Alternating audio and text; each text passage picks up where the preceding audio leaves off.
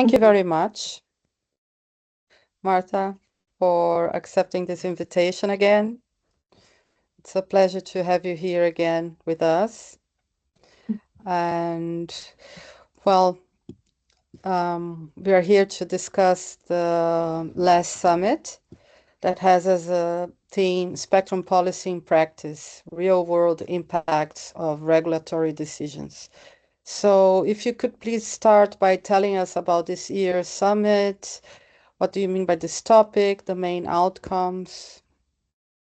Yeah, and it's my honor to be here. And thanks, Raquel, for interviewing me and for following the DSA activities.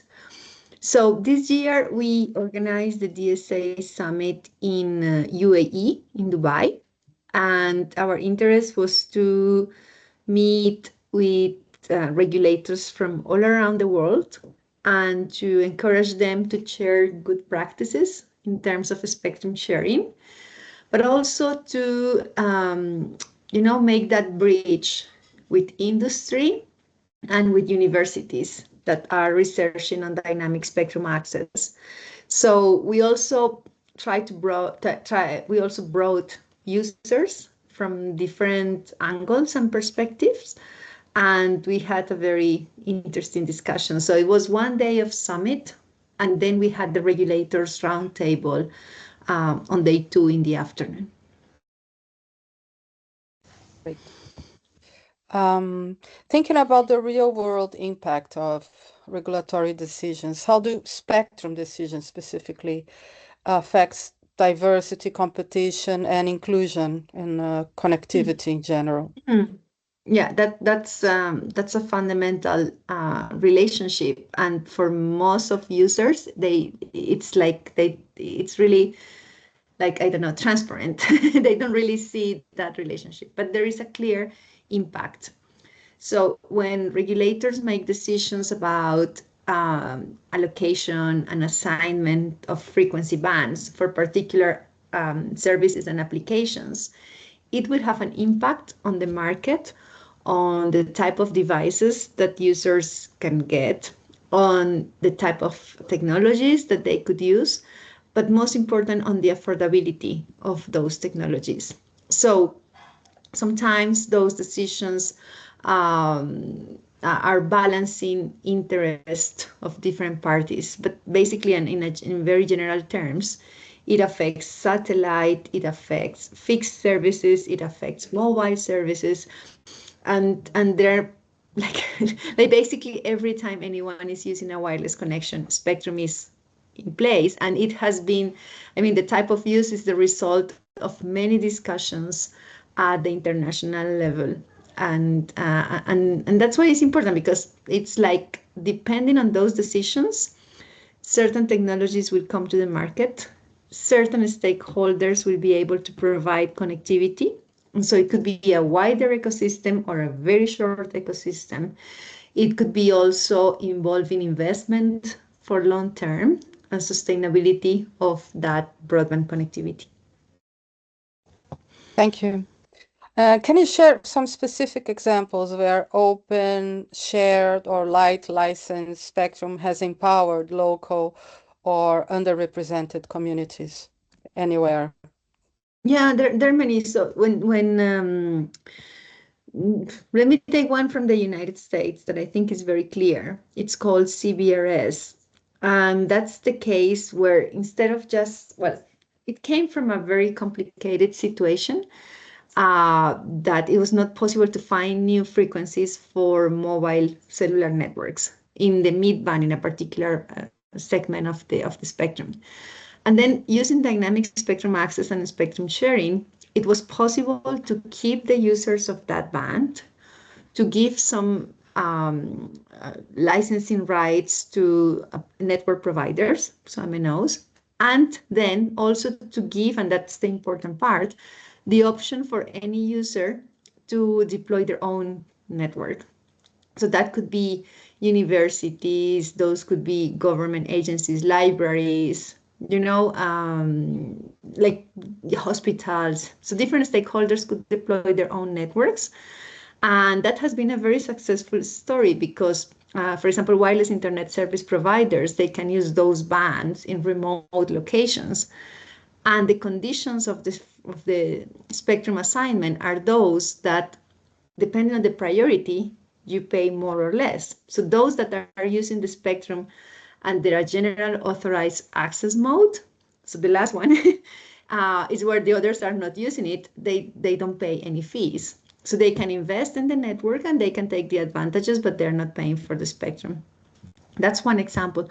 Another one could be, for example, and I think that that's very useful for community networks or for remote locations. Most of those users rely on license exempt access, or also known as unlicensed, because they don't get a specific license for a mobile network, but they can access the spectrum under a share mode that is called unlicensed.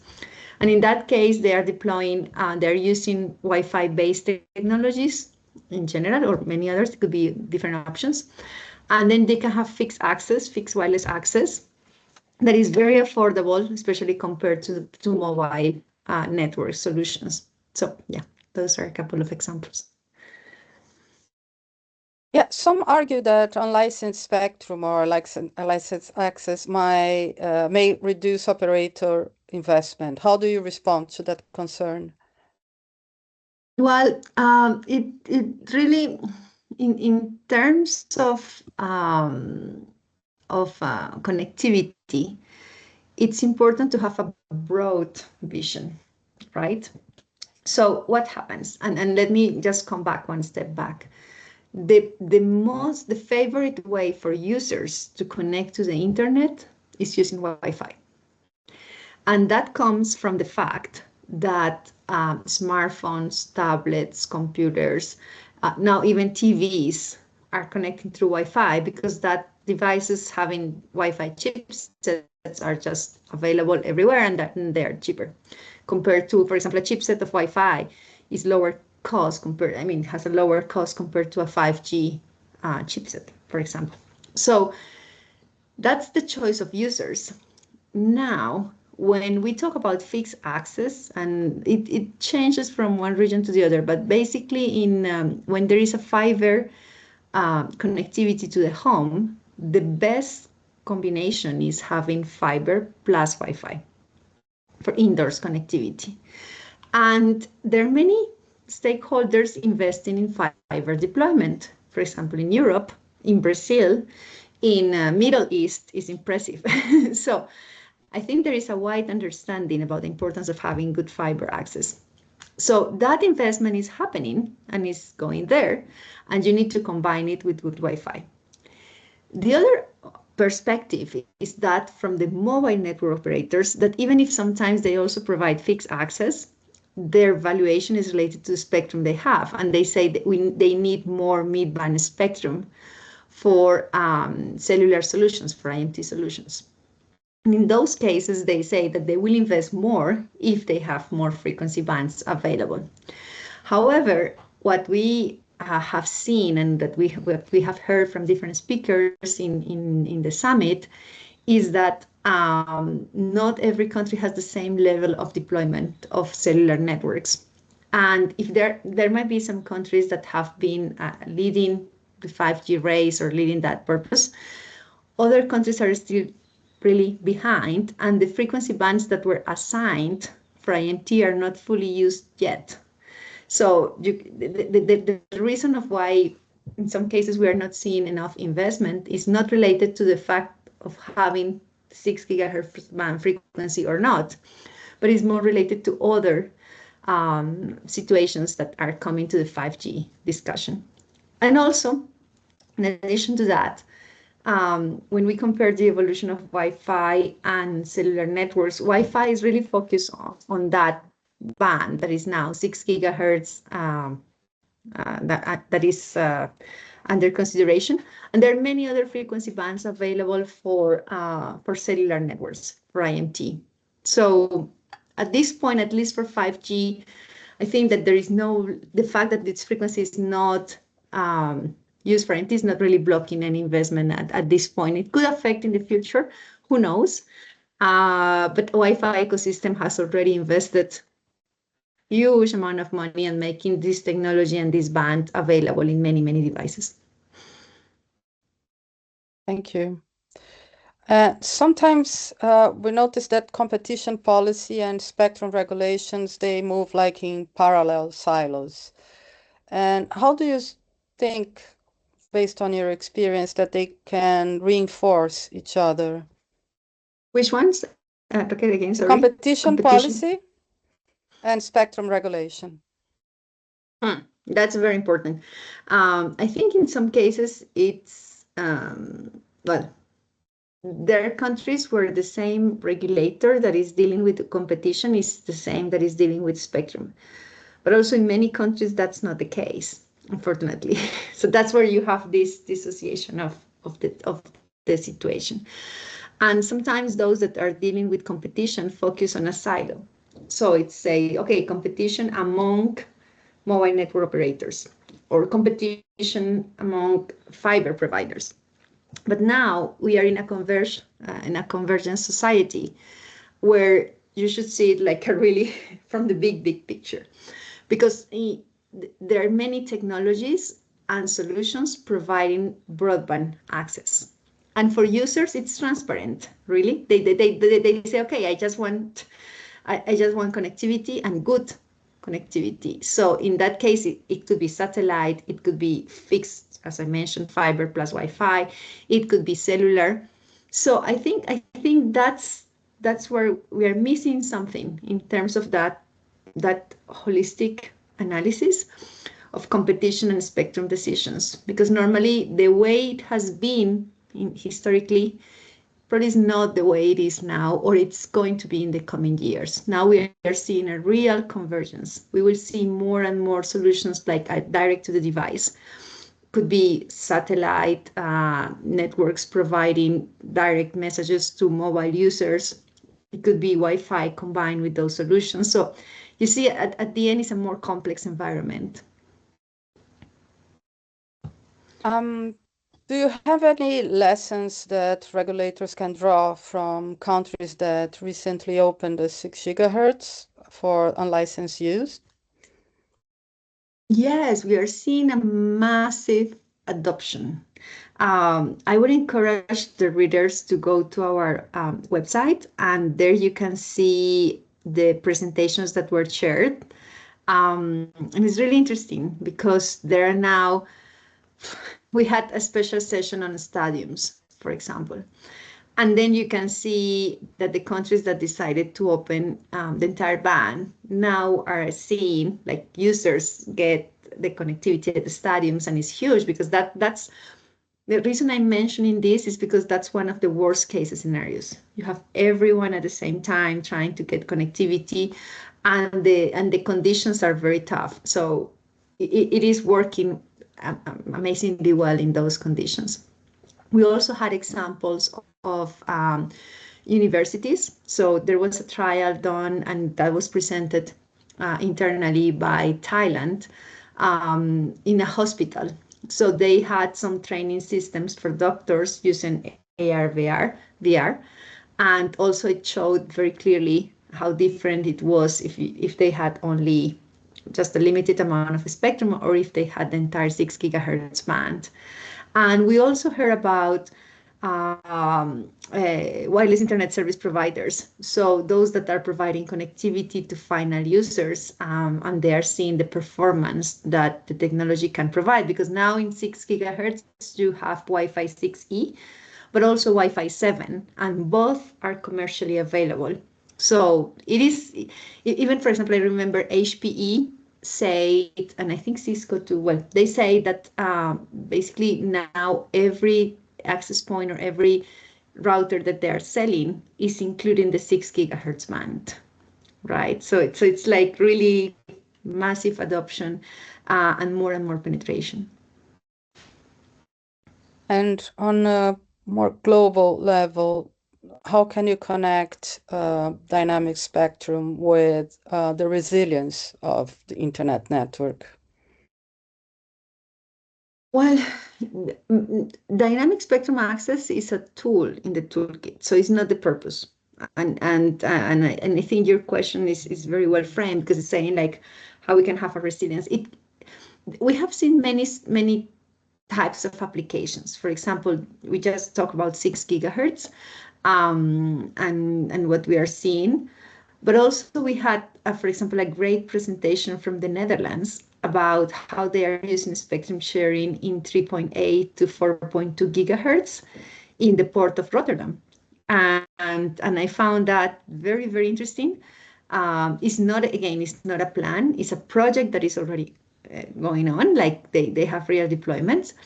And I think that's a good example of how these technologies can support new types of frameworks. Because if you have a localized access, a particular application, and then you need certain conditions for your network, you can get it on a localized base, and that's using spectrum sharing. So I think those were 2 examples. We also had, this was very interesting also, we had explanations about, well, in the case of examples, I forgot to mention 2 universities. We had the KAUST University in Saudi Arabia, and we had the Telkom University in Indonesia. And what I wanted to mention was the example of like innovation and what's coming in the future. We had a presentation from a research center in Abu Dhabi, and they show how they're using innovative techniques for like using, for example, AI for spectrum monitoring. So that was also super interesting. And how can you explain spectrum policy intersecting with environmental sustainability? There are many discussions going on now on that, because that's, for example, is a topic that Europe cares a lot. I would say that Europe is a leader. We have seen different approaches. The one that we had seen at the DSA and from the members is related to what is the best way to provide indoors connectivity, taking into account that about 80% of the traffic is indoors in Europe. And then again, you see that the best combination is combining fiber and Wi-Fi. It is more efficient than trying to provide indoors connectivity with a base station that is outdoors and needs to cross the walls, especially isolated buildings, and trying to provide that connectivity.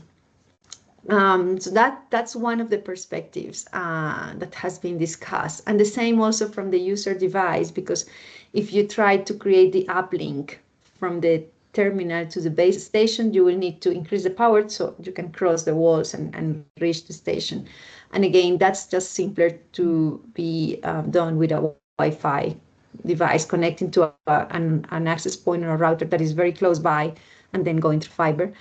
But there are many other considerations. Like I think every new generation is more efficient than the previous, but you need to take into account that there will be new devices. So anyway, there are many studies going on.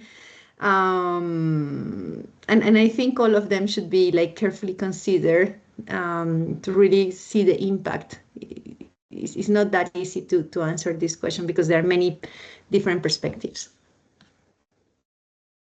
So what priorities should guide the next generation of inclusive and sustainable spectrum frameworks in general, if you want to wrap up our discussion and what was discussed during the last summit?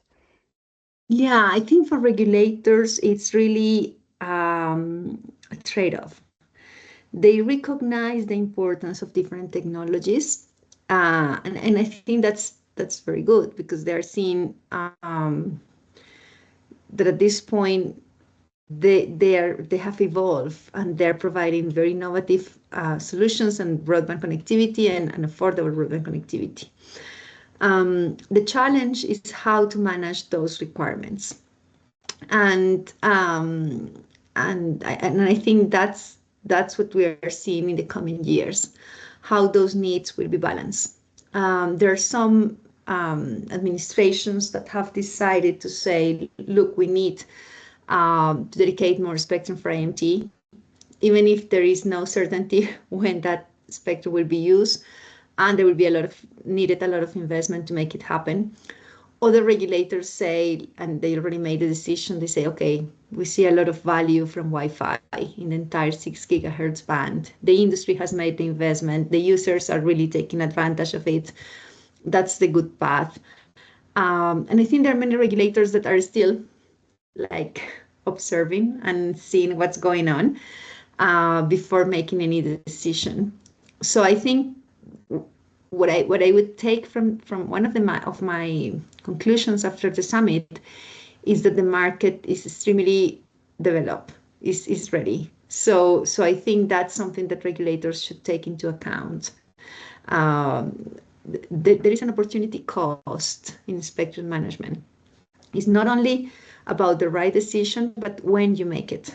Because even if you say, okay, I will get a lot of economic value, but it will be in 5 years or 10 years, when you try to bring that to this time, it's really not that much. And there is the opportunity cost of postponing decisions. And that's something that we have seen in the case of Wi-Fi, that some of the administration that are saying, okay, we will wait and see, they're just having that opportunity cost because they could take advantage of the technology right now in the ban. So anyway, I'm just trying to summarize, but there were so many discussions during the summit and different perspectives from different regions and regulators. So I really encourage everyone to see the videos. Now they're available online, and also to download the presentation so you can hear more directly from the presenters.